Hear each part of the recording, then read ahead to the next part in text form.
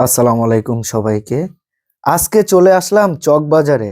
আর চকবাজারে আসার উদ্দেশ্য, লাস্ট একটা ভিডিওতে দেখেছিলেন ছোট্ট একটা বাচ্চা রাস্তার পাশে পান সিগারেট ডালা নিয়ে বসে রয়েছে। আর সেই বাচ্চাকে বলেছিল হানিফ একটা ব্যবস্থা করে দিবে। যেই কথা সেই কাজ।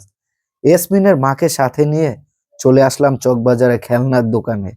ইয়াসমিনের মায় খেলনা দেখাচ্ছে, পাশাপাশি আমরাও কিছু খেলনা দেখাচ্ছি।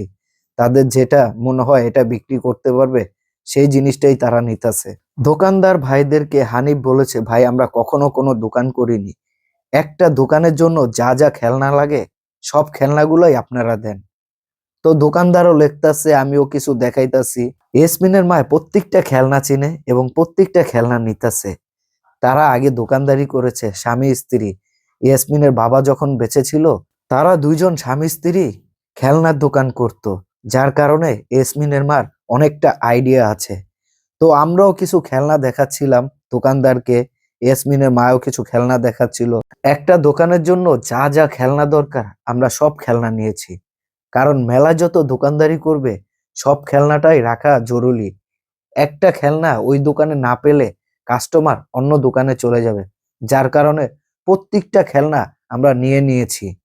একটা জিনিস কখনো ভেবে দেখেছেন, মহান আল্লাহ তাআলা কখন কার রিজিক কোথায় দিয়ে দেয় সেটা একমাত্র মহান আল্লাহ তাআলা ছাড়া কেউ বলতে পারে না। মহান আল্লাহ তাআলা মহা পরিকল্পনাকারী।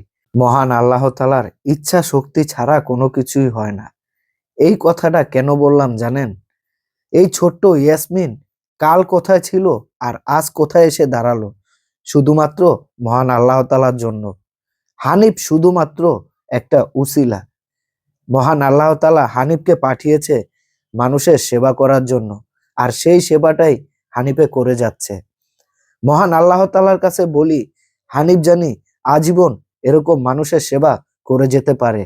আর হানিফের পাশাপাশি আমিও জানি মানবিক সেবায় জড়িয়ে থাকতে পারি। আমাদের সকল খেলনা নেওয়া হয়ে গেছে। এখানে হানিফে বইসা দোকানদার সাহেবের সাথে একটু হিসাব কিতাব করতেছে। হিসাব কিতাব যখন শেষ পর্যায়ে তখনই আমি বাইরে গিয়ে দেখলাম আমাদের খেলনাগুলো কেমন গুছানো হয়েছে। বাইরে এসে দেখলাম সব খেলনাই গুছানো শেষ, গাড়িতে লোড দেওয়া হয়ে গেছে। এই খেলনাটা শুধু মিসিং ছিল, এই খেলনাটা এখন নিয়ে আসলো।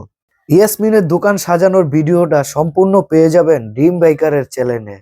আর আমার এই ভিডিওতে যদি আমি কোনো ভুল কথা বলে থাকি আমাকে ক্ষমার দৃষ্টিতে দেখবেন। আসসালামু আলাইকুম সবাইকে।